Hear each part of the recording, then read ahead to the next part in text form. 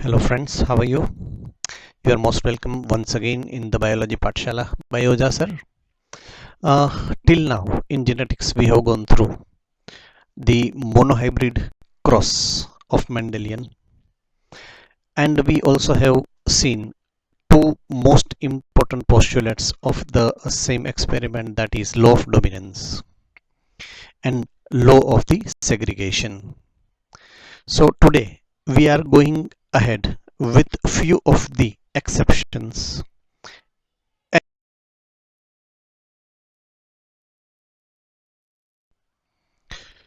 So we are moving ahead with the specification of the principle of the dominance.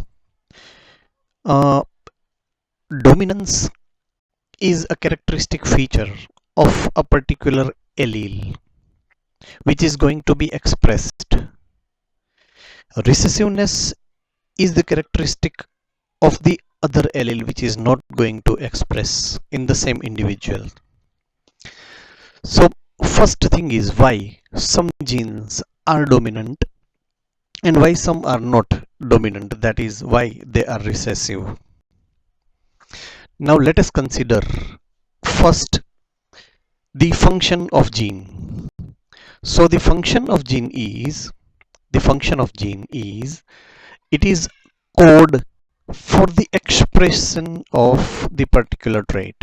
If a single trait is there, if it has to express into individual or into the cell, gene is a code word for the expression by mean of the protein synthesis. So it is coding for the protein synthesis, which is responsible for creation or synthesis of a particular type of protein. So that is the first function of the gene.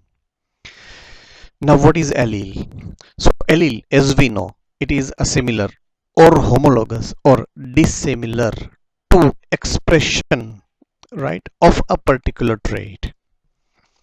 So allele is a factor of either homologous or heterologous pair. Now reason for the variation in allele is 1. Crossing over during the meiosis. That also we have discussed into the detail in previous lecture. And another reason is at the zygote formation, when two gametes are joining at that time, it may be able to get some type of mutation, right? So mutation, it is happening moreover at the time of the zygote formation, and crossing over moreover it is happening during the process of meiosis. So these are the main reasons for variation into the allele which are seen. Fine. Allele are of two types in general. One is normal allele, which is unmutant, that is general, it is tending to be dominant. And one is reformed or mutant allele, which tend to be recessive, but it express only when it becomes homologous recessive into the future. So skipping of generation can be done by mutant gene, right?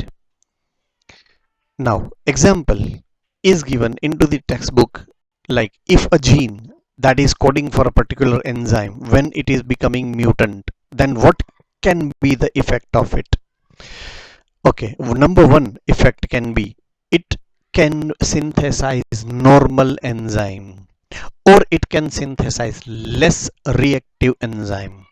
Why it is like that? Because very less proportion of mutation, or we can say point mutation, is the possibility there. So mutant gene remains almost similar in expression as a normal gene, so that it is creating the similar enzymes or almost similar reactive enzyme, right? Though structurally they may be little bit different, but activity is almost similar, which is produced enzyme is there, right? Fine. Second case, formation or synthesis of less reactive enzyme. Fine. If more proportion of mutation is happening. The mutant gene cannot form normal functioning gene, but it can synthesize less reactive enzymes. So the proportion or affinity of that particular type of reaction or metabolic process decreases, right? It becomes less.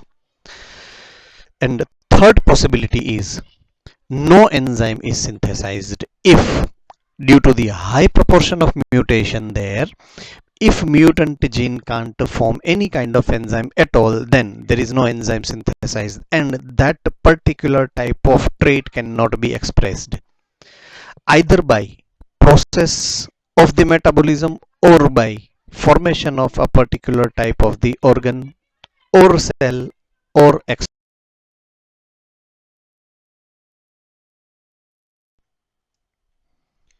so the first exception of the monohybrid cross is incomplete dominance.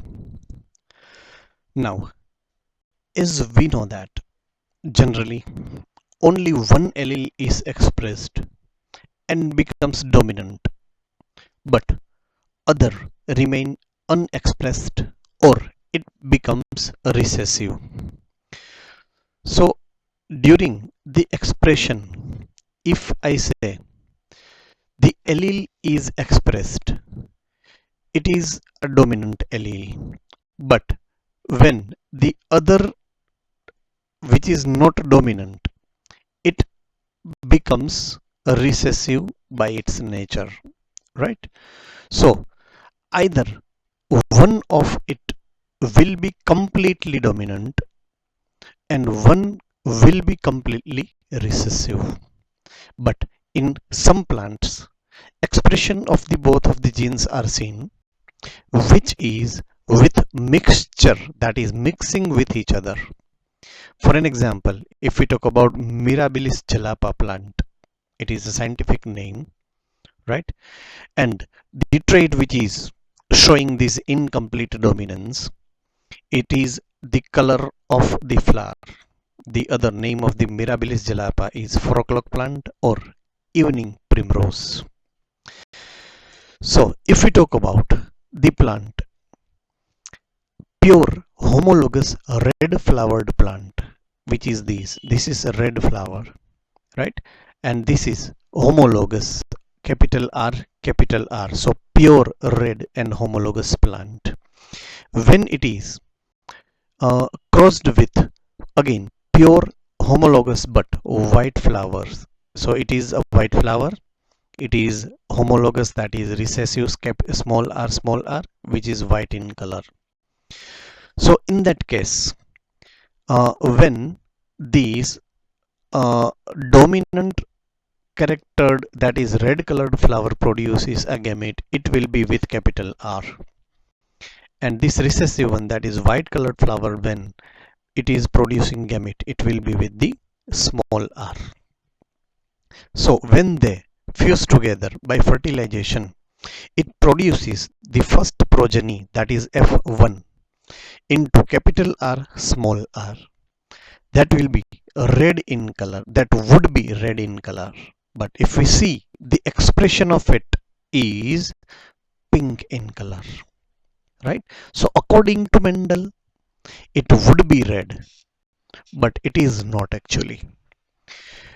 Or else it would be white, but here as well it is not like that. So it is a mixture of red color and white color, so getting complete mixture and produces the pink color in the expression, right? So that is why it is called the exception. So the first exception which is shown here is the termed as incomplete dominance. So in F1 and F2 respectively, two progenies, right?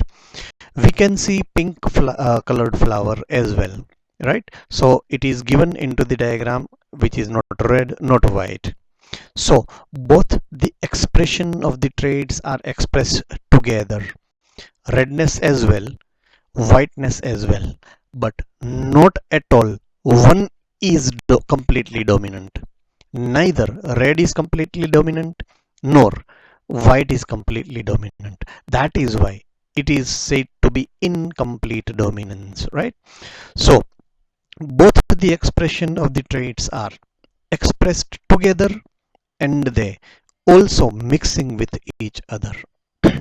The other examples which can be quoted are the antherinum or dog flower, or the other name is snapdragon. There as well, color of flower is similar character, right? Or Andalusian for.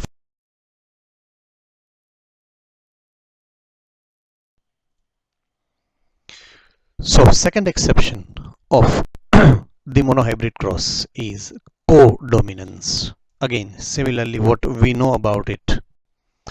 Generally, only one allele is expressed and becomes dominant, but the other remain unexpressed or become recessive. But in some plant, expression of both the alleles are seen, that is without mixing, and both are dominant together. So both are expressed complete dominance but with together and without mixing. That is why it is said to be codominance. Now some examples are quoted. First example here, it is given the sickle cell anemia as vector, right? So HbA and HbS1. Second example, skin coat of the domestic animal, right, which is easily understandable. White color, right? Cow is there.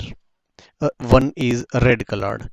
So when a cross between white and red color, it produces progeny called ron, ROAN, which is actually completely white with huge red patches on it, right? So this is the clear example of white which is dominated and red which is dominated. So both are dominating characteristic feature highlighting in a particular individual. So that is how we can easily understand the codominance. Second example, skin coat of the domestic fowl. Fine. Here what we can see is we can conclude it like it is getting mixture gray color, but actually it is not like that. A fur is with one black color hair and the adjoining is white colored, then black color, then white color, then black color. But the hairs are so tiny creatures, so when you are looking from the far distance, it is appeared as gray in color. Actually it is not gray. So here mixture of two colors of the different or individual hairs are there, right? Black hairs are there plus white hairs are also there, but distance between those hairs are so little and we are viewing it from the so far, so it is appearing like the gray in the appearance. Third one is flower color.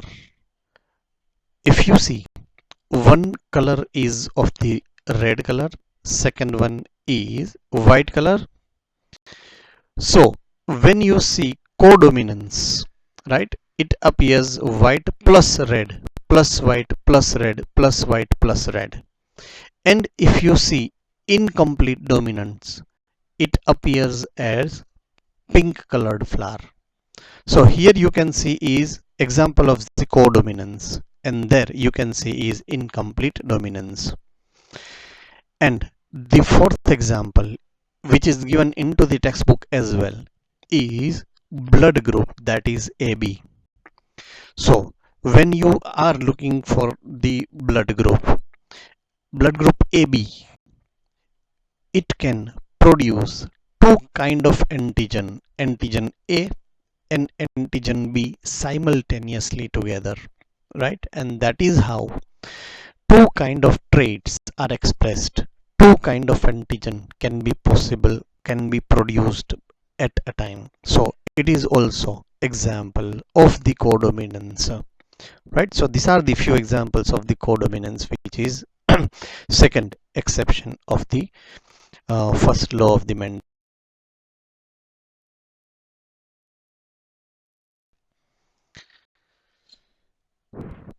Fine. Third exception is multiple allele. Now generally there is only two alleles of the expression of any trait, right? If a single expression, if I talk about a single trait, right, it has two allele for its expression. One is dominant allele, one is recessive allele. But in some case, expression of trait is regulated by more than two alleles, right? Not two alleles, but more than two alleles. Then it is called multiple allele. Now, complexity for expression of a particular trait is increasing. Complexity, right? Degree is more of the expression. Complexity is more of the expression. Then result is this condition of the multiple alleles. If complexity is more increasing than even then multiple allele, then it will be uh, the number of gene will be increased, right? So it is polygenic. More genes are there here, more alleles are there more genes are there for a particular trait. So it is based on the degree of the complexity of the expression of the trait, right? Fine. Example is gene which is regulating our blood group is regulated by three pairs of allele, that is I capital A, I capital B and small I, right? So total number of genotype will be 6 and total number of phenotype will be 4. How? So the factor for our blood groups are three factors, right, which is indicated here. So two are dominant, IA and IB both are dominant, and recessive factor is one, that is small I. IA, that is for the synthesis of sugar called N-acetyl galactosamine, and IB is responsible for synthesis of sugar D-galactose, and small I cannot synthesize any of the sugar, right? So the most important effect, allele IA produces antigen A, right? Allele IB produces antigen B, and allele small I could not be able to produce any of the antigen. So if genotype, what we are saying about is 6 genotype, possible 6 genotype are IA, IB, IA small I, IB capital, IB small I and small I. These are the 6 genotypes which are possible. And for phenotype, if you see here, IA produces A blood group and IA small I produces A blood group. So one, IB produces B blood group, IB small I also produces B blood group. So second, IB third AB blood group, and small I produces fourth blood group. So phenotype are only 4, blood type, blood group are only 4, though genotypes are 6. So this is how regulation of blood group is maintained by 3 pairs of allele. Now second example is gene regulated color of the fur into the hair, that is 4 allele, right? Out of these 4, 1 only is dominant and 3 are recessive trait. So capital C is dominant here, and CH, CH and small c, these 3 are recessive trait, right? So wild type is what? It is dominant character, as we have discussed earlier. So capital C is wild type, that is dominating character, brown fur. But if it is having small ch, it is chinchilla, black striped and white furred. If it is CH, then it is Himalayan, which is white fur and with black paw, nose, ear and tail, like these, right? And small c albino, which is white fur, right? White, what we know very well about, right?